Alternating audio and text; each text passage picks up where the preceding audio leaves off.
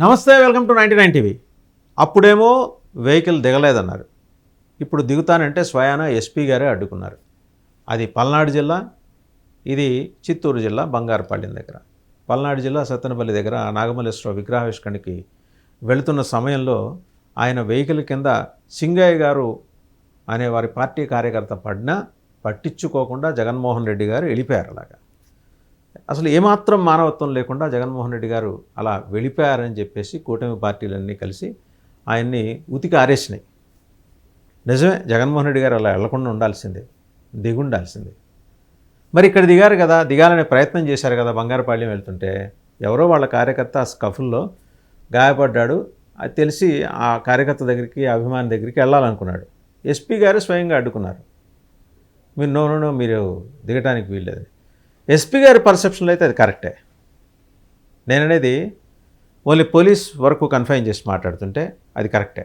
ఎందుకంటే ఆయన దిగితే అక్కడున్న జనసందోహంలో ఏ పాటి చిన్న తోపులాట జరిగినా ఆయన గాయపడవచ్చు, లేకపోతే ఇంకేదైనా ప్రమాదం జరగచ్చు. ఆయనకు అసలే థ్రెట్ ఉంది. ఎందుకంటే ఆయన దగ్గర Z+ లేదు కాబట్టి ఇప్పుడు థ్రెట్ ఎక్కువైంది ఆయనకి. సో ఏదైనా ప్రమాదం జరగచ్చు. ఎస్పీ గారు ముందస్తు జాగ్రత్త చర్యలో భాగంగా అయ్యా మీరు దిగమాకండి, దయచేసి అర్థం చేసుకోండి అని చెప్తే ఆయన కూడా విన్నారు. మళ్ళీ వెంటనే వెహికల్ ఎక్కి వెళ్ళిపోయారు. బహుశా ఆ రోజు సత్తెనపల్లికి వెళ్ళే దోవలో సింగయ్య గారు నిజంగా పడ్డారో లేదో తెలియదు, కానీ ఆ వీడియో ఆధారంగా అయితే సింగయ్య గారు పడ్డారు. తర్వాత ఆయన తీసుకొచ్చి పక్కన పడుకోబెట్టారు. ఆయన అప్పుడు కూడా మాట్లాడారు. అంబులెన్స్లోకి ఎక్కిన తర్వాత ఆసుపత్రికి వెళ్ళే లోపల ఆయన ప్రాణం పోయింది. సరే, ఆ రోజు సింగయ్య గారు ఒక మనిషి పడ్డప్పుడు విషయం తెలియాలి కదా. వెహికల్ కనీసం ఇట్లా ఒక బంప్ ఇస్తుంది. ఏదీ లేకుండా ఆయన ప్రశాంతంగా పైనుంచి ఇలా చేతులు ఊపుతున్నారు, అభిమానులతో చూస్తున్నారు. ఎవరో ఒక వ్యక్తి, ఒక కార్యకర్త బాయినెట్ ఎక్కి డ్యాన్స్ చేశాడు. ఆ డ్యాన్స్ చేసిన వీడియో కూడా చూసాం. ఎక్కేప్పుడు ఒక షర్ట్ ఉంది, తర్వాత డ్యాన్స్ చేసేప్పుడు ఇంకో షర్ట్ ఉంది. అంత క్షణాల వ్యవధిలో షర్ట్ ఎట్లా మార్చేశాడో మరి అర్థం కాలేదు. సరే, ఏదైతే ఇదంతా కూడా కోర్టు దృష్టిలో ఉంది, కోర్టు పరిశీలిస్తుంది. ఫోరెన్సిక్ కూడా నివేదిక కూడా ఒక 3-4 నెలల్లో వచ్చేస్తుంది. సో అప్పటిదాకా ఈ కేసు అలా పెండింగ్లోనే ఉంది. ఇప్పటికైతే పెండింగ్లో ఉంది. ప్రస్తుతానికైతే తాత్కాలిక రిలీఫ్ దొరికింది ఆ విషయంలో. A1 ఆయన డ్రైవర్ అయితే A2 జగన్మోహన్ రెడ్డి గారు, A3 వైవి సుబ్బారెడ్డి గారు, ఇక A4, 5 విడుదల రజని, అంబటి రాంబాబు, ఇంకా వీళ్ళందరూ వచ్చేసారు కూడా. ఈయన PA కూడా ఉన్నారు, నాగార్జున రెడ్డి గారు. ఆ రోజు దిగలేదన్నారు కదా జగన్మోహన్ రెడ్డి గారు. దిగుంటే రిపర్కషన్స్ ఎట్లుండేవి? నిన్నున్నట్టే ఉండేవా? ఈ రెండింటిని పోలీస్ బేరీజ్ వేయగలరు. ఎందుకంటే వాళ్ళకి తెలుసు, దానికి ఫోర్సీ చేయగలరు. ఒక VIP వెళ్ళినప్పుడు, ఒక సెలబ్రిటీ వెళ్తున్నప్పుడు ఆ స్కఫుల్లో ఏమైనా ఎనీ ఎక్స్టెంట్ వెళ్ళిపోతుంది, జనాలు ఊగిపోతారు, కంట్రోల్ తప్పుతుందనే ఉద్దేశంతో నిన్న ఎస్పీ గారు చేసిన చర్య సబబైందే. ఆయన చెప్పారు, ఈయన కూడా విన్నారు, ఓకేనండి అన్నారు. సరే, ఇది అయిపోయింది. మరి ఆ రోజు ఎందుకు అంత రగడైంది సత్తెనపల్లికి వెళ్ళే దోవలో దిగలేదని? ఇప్పుడు ఇవాళ జనం స్టార్టెడ్ క్వశ్చనింగ్. ఈవెన్ వైఎస్ఆర్సీపీ అనే కాదు, జనం అడుగుతున్నారు. మరి దీనికి పోలీస్ అయితే వాళ్ళకి దే హ్యావ్ వ్యాలిడ్ రీజన్స్. ఆయన ఎందుకు దిగద్దన్నారని చెప్పడానికి వాళ్ళకి వ్యాలిడ్ రీజన్స్ ఉన్నాయి. మరి అదే రూల్ అక్కడ వర్తించాలి కదా. ఎక్కడ సత్తెనపల్లికి వెళ్ళేప్పుడు సింగయ్య గారు ఆయన వెహికల్ కింద పడ్డారని చెబుతున్న దగ్గర కూడా ఇదే రూల్ వర్తించాలి కదా. ఆయన దిగలేదు, మానవత్వం చాటుకోలేదు. ఆయన దిగితేనే మానవత్వం చాటుకున్నట్టు అనేది వాళ్ళ ఫిలాసఫీ. అవతల వాళ్ళు ఎడ్యుకేట్ చేస్తుంది. వీళ్ళ దగ్గర కూడా, వైసీపీ దగ్గర కూడా సరైన సమాధానాలు ఉంటల్లా. తాపకోటి 10 నిమిషాలు కోటి మాట్లాడుతున్నారు. ఎంతసేపటికి దాన్ని ఏదో పెద్దది చేసి దాని నుంచి they want to get mileage out of that అనే అభిప్రాయం వ్యక్తం అవుతుంది. అలా కాదు కదా. ఒక అంశం వచ్చింది, అంశం వచ్చినప్పుడు చాలా సాకల్యంగా దాన్ని పరిశీలించి సమగ్రంగా మాట్లాడాలి.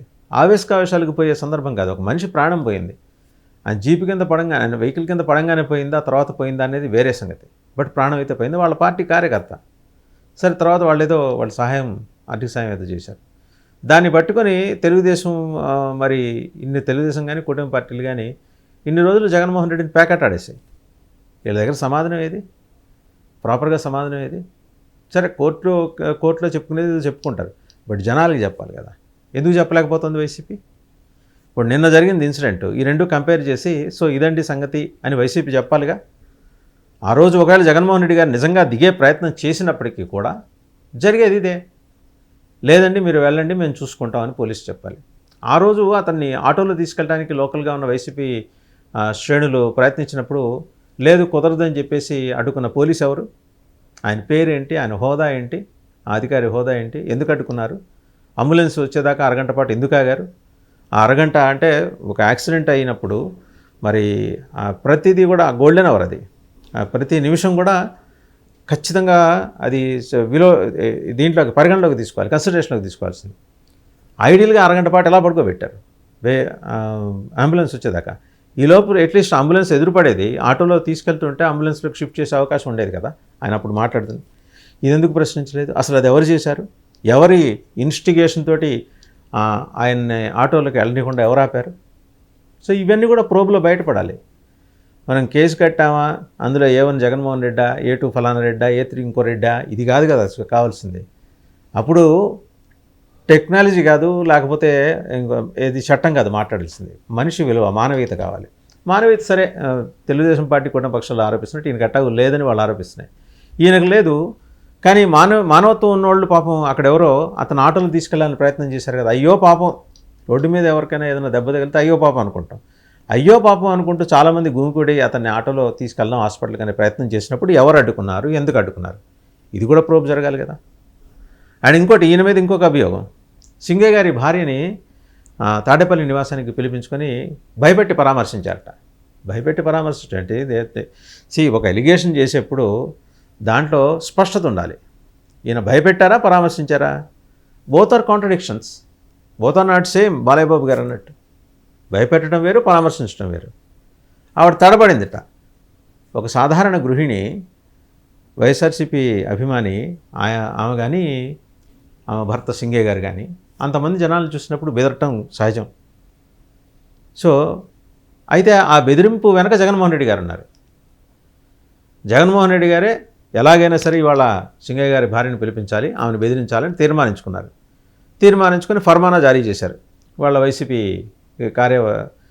శ్రేణులకి ఫర్మానా జారిస్తే వాళ్ళు ఆమెను బలవంతంగా తీసుకొచ్చి ఈయన ముందు ప్రవేశపెట్టారు. అప్పుడు జగన్మోహన్ రెడ్డి గారు అనేది ఏంటి, నేను ఇప్పుడు నిన్ను బెదిరిస్తున్నాను, నేను పరామర్శిస్తున్నాను, నువ్వు బయట చెప్పాలని. చిత్తం దొర అన్నారు ఆవిడ. బయటకు వచ్చి అదే చెప్పారు. అంటే బెదిరిస్తున్నారనే మాట కాకుండా ఆ బెదిరు కళ్ళల్లో జగన్మోహన్ రెడ్డి గారు బెదిరించిన వ్యవహారం ఆమె బెదిరు కళ్ళల్లో కనిపించింది. ఎవరికి? టీడీపీకి, కూటమి పార్టీలకి. అయినా ఈయనైనా పరామర్శించడానికి ఆమెన్న చోటుకి పోవాలి కానీ ఈయన పిలిపించుకోవటం ఏంటి అనే ప్రశ్న వచ్చింది. అక్కడికి వెళ్ళాడు అనుకోండి, జగన్మోహన్ రెడ్డి మళ్ళీ ఇంకో డ్రామా మొదలెట్టాడు. రెండో పాయింట్. సో కూటమి కత్తికి రెండు వైపులా పదునే. ఈయన కత్తే మొత్తం ఏంటంటే పదును లేకుండా పోయింది, తుప్పు పట్టింది. సో జగన్మోహన్ రెడ్డి గారు మీరు అర్థం చేసుకోవాల్సింది ఏంటంటే టైమింగ్. ఆ టైమింగ్ మీకు లేదు, కూటమి పార్టీలకు ఉంది, అది స్పష్టం.